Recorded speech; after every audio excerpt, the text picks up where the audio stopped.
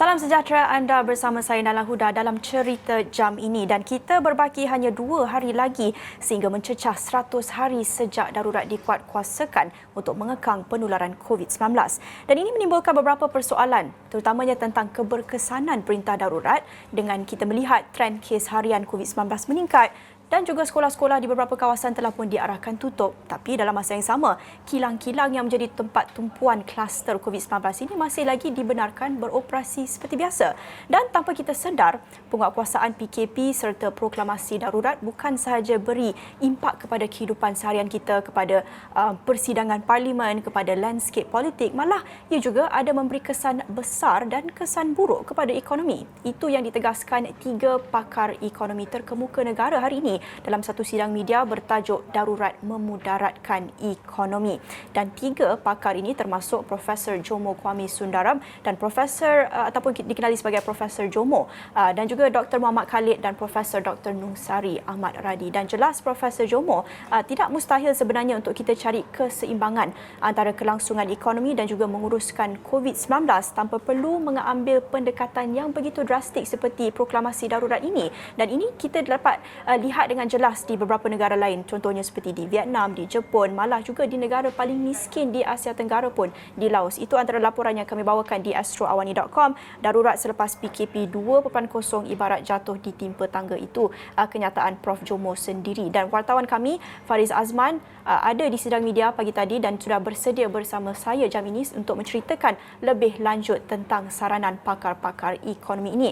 Fariz, mungkin kita tahu 3 pakar ekonomi ini mereka sentiasa menceritakan tentang isu hal ehwal ekonomi negara yang mungkin agak kompleks. Mungkin Fariz sendiri kalau kita nak dengarkan sendiri daripada profesor-profesor ini kedengaran agak berat kan, terma-terma ataupun konsep ekonomi. Jadi mungkin Fariz boleh jelaskan dengan lebih ringkas, dengan lebih mudah dalam layman's terms apa sebenarnya yang dimaksudkan, apa yang ditegaskan oleh profesor-profesor ini hari ini.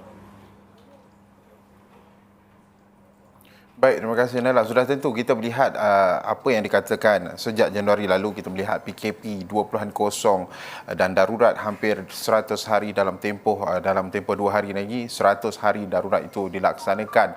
Dan apa yang dikatakan oleh profesor pakar-pakar ekonomi ini mengatakan kesan yang amat mendalam terhadap ekonomi negara yang akhirnya membebankan rakyat. Dan apa dikatakan oleh Profesor Jomo, Dr. Muhammad Khalid sebentar tadi bahawa untuk memudahkan pemahaman rakyat, apabila proklamasi darurat itu dilakukan, apa yang dikatakan oleh Profesor Jomo, ia memberi persepsi kepada pelabur-pelabur dalam dan luar negara. Tetapi apa yang ditumpukan adalah pelabur domestik, kerana ia akan memberi keyakinan pelabur domestik untuk melabur dan untuk meningkatkan lagi ekonomi dalam negara, khususnya dalam bidang-bidang sektor-sektor tertentu, essential dan sebagainya. Justru apabila adanya darurat ini sebenarnya Naila, ia memberi impak yang negatif kepada ekonomi, khususnya apabila PKP itu dilaksanakan, ia sudah memberi impak, itu kata Prof Jomo. Tetapi apabila darurat itu dilaksanakan atau diisytiharkan selepas PKP 2.0, ia ibarat jatuh ditimpa tangga apabila ekonomi negara terus merundum dan pengangguran itu terus meningkat. Dan seperti kita tahu, pengangguran itu meningkat, mencatatkan peningkatan sedikit.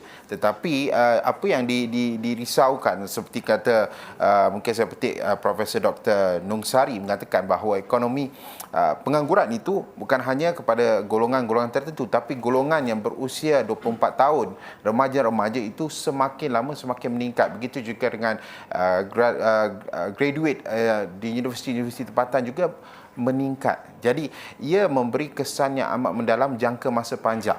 Dan apa yang mungkin saya boleh petik kata Dr. Muhammad Abdul Khalid juga, pakar ekonomi kita, bukan hanya beliau berpandangan yang agak berbeza sedikit daripada Prof Jomo dan juga Prof Dr. Nungsari. Beliau mengatakan bahawa proklamasi darurat ini ia sebenarnya memberi ruang kepada kerajaan untuk mengawal harga barang yang ketika ini kita tahu, Naila, katalah di Bazar Ramadan, ketika ini musim perayaan, dan sebentar tadi KPD NHP juga mengatakan bagaimana kawalan skim harga musim perayaan dan sebagainya. Tetapi dalam tempoh darurat ini, jelas Dr. Muhammad Khalid, ia memberi ruang kepada kerajaan untuk mengawal harga barang, sistem pencukaian yang boleh direform. ataupun beberapa perkara-perkara lain seperti social.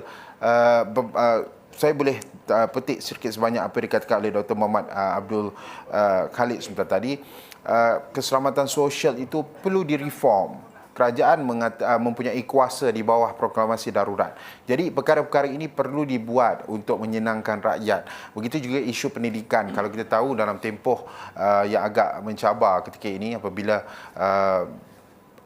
institusi pendidikan selain secara bersemuka sebelum ini mereka perlu belajar PDPR dan sebagainya. Jadi isu-isu pendidikan ini juga perlu direform dalam tempoh darurat, tetapi itu tidak dilakukan, jelas Dr. Muhammad Abdul Khalid.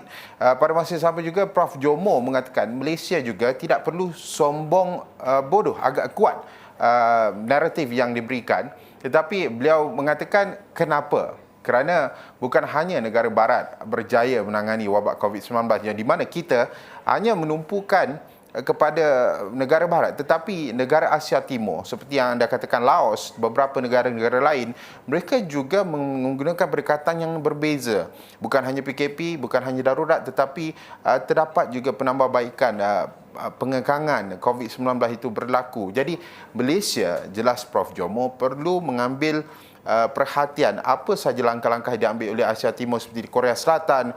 Swab testnya selalu dilakukan walaupun agak mahal, tetapi ia berkesan kerana ekonomi itu tidak mati. Itu jelas Prof Jomo dalam sidang media sebentar tadi.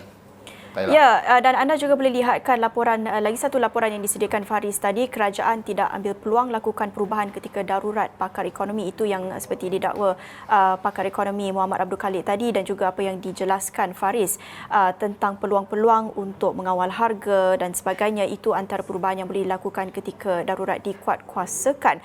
Dan kita nak berbalik kepada isu pelaburan seperti yang dikatakan oleh Prof Jomo tadi, ada impaknya kepada pelaburan dan juga keyakinan pelabur dari luar negara.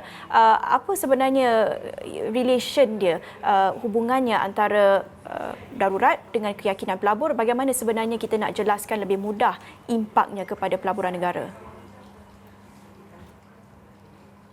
Baik Naila, kalau kita tahu Malaysia sebelum ini adalah destinasi pelaburan di Asia, khususnya apabila mereka mahu melabur dengan startup dan sebagainya. Tetapi ketika ini adalah realiti, jelas Prof Jomo. Malaysia bukan lagi destinasi pelaburan utama. Berbanding Indonesia, negara jiran, berbanding Thailand, berbanding Vietnam, ini kerana beberapa pandemik COVID-19 dan juga beberapa langkah-langkah yang diambil oleh kerajaan seperti PKP dan juga darurat itu sendiri yang memberi impak kepada ruang, kepada pelaburan daripada luar dan dalam negara untuk berkembang, khususnya kepada ekonomi kita terus berjalan, tetapi tidaklah begitu memberangsangkan jika dibandingkan negara-negara lain yang mengambil langkah yang berbeza.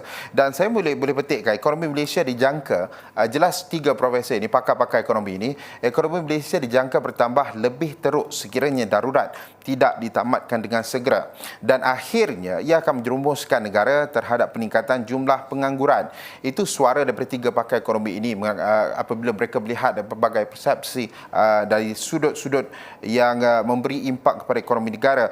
Tegas mereka lagi, Malaysia kini tidak lagi menjadi destinasi pilihan seperti yang saya katakan tadi, dan pengesaran darurat sejak Januari lalu sebenarnya ia menghakis persepsi keyakinan para pelabur apabila tiada berlaku lagi proses semak dan imbang, kerana ia ada juga kaitan dengan parlimen yang tidak bersidang, kerana ada proses semak dan imbang itu ia memberi keyakinan kepada pelabur mereka untuk masuk ke negara kita dekat ekonomi itu berkembang. Sekaligus apabila proses itu tiada, semak dan imbang, check and balance itu tiada, ia memberikan kurang keyakinan dan juga kurang minat untuk mereka melabur ke dalam negara, menyebabkan tiada lagi peluang perniagaan baru dan juga sekaligus meningkatkan kadar pengangguran seperti yang saya katakan tadi, 800,000 dalam tempoh Disember sehingga Februari tahun ini. Ia memberi satu impak yang mungkin kita perlu lihat secara serius. Begitu juga jelas mereka kepada kerajaan.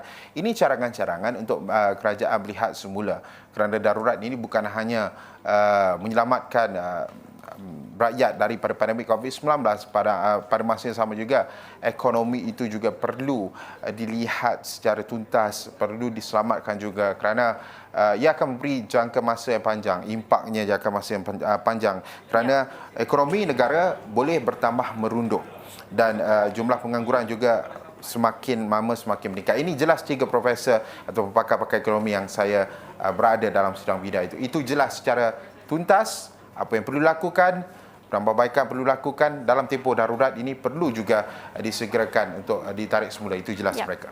Okey Faris, jelasnya tiga pakar ini memang senada dengan pandangan mereka impak buruk darurat terhadap ekonomi. Tapi kita nak dengarkan pandangan yang sedikit berbeza. Ini pandangan Ketua Ekonomi Pusat Penyelidikan Pasaran Buruh Masa Hadapan Perkeso, Profesor Madyan Dr. Muhammad Yusof Saari sebentar tadi bersama Esrawani menjelaskan kegusaran tentang pelaburan dalam negara hanya berlaku ketika peringkat awal darurat dilaksanakan. Dan kata beliau, selepas pelaksanaan perintah itu, pelabur melihat ia tidak memberi kesan kepada ekonomi. Kita nak dengarkan pandangan beliau. Tapi kita juga perlu ingat bahawa pelaburan di Malaysia ni trend yang merundum ini bukan bermula selepas darurat dilaksanakan, bukan bermula sejak COVID betul mula. Kerana trendnya telah bermula sejak 2-3 tahun sebelum tahun 2020 itu sendiri. Yang mana di sini bukan saja faktor sentimen, persepsi yang mengambil peranan, tapi perkara yang lebih besar lagi yang memberi peranan iaitu contohnya melihat kepada dasar-dasar yang lebih stabil, dasar-dasar ekonomi yang lebih mesra perniagaan. Perkara-perkara ini yang antara yang diambil kira berbanding dengan darurat ini, kerana banyak negara di dunia juga mengambil langkah darurat. Tapi langkah darurat kita kena faham juga, darurat masa COVID-19 ini berbeza dengan darurat yang sebelum ini, kerana kita lihat bagi saya lebih kepada langkah untuk mengekang penularan wabak COVID-19. Baik, kita bawakan pandangan yang berbeza berhubung impak darurat ini kepada ekonomi. Seperti yang dijelaskan rakan tugas saya Faris tadi, ketiga-tiga pakar ekonomi yang diceritakan ini, mereka senada bersetuju ada kesan buruk terhadap ekonomi apabila proklamasi darurat ini diadakan dan terutamanya kepada keyakinan pelabur. Tapi ini juga mencetuskan pelbagai reaksi yang lain yang kesemuanya kami bawakan di astroawani.com. Terima kasih kepada Faris menceritakan di sebalik berita tentang impak darurat ini dengan menjelang 2 hari lagi sebelum kita mencecah 100 hari sejak proklamasi darurat dikuatkuasakan. Dan selepas ini banyak lagi yang saya nak ceritakan. Seperti Faris kata tadi, ada hubungannya sedikit dengan isu harga yang mendadak secara kebelakangan ini. Memang ada harga yang melambung tinggi terutamanya ketika musim perayaan, dan selepas ini saya nak bersama dengan wartawan kami juga untuk menceritakan tentang skim harga maksimum yang telah pun dikuatkuasakan oleh KPDN HEP. Kita akan kembali selepas ini.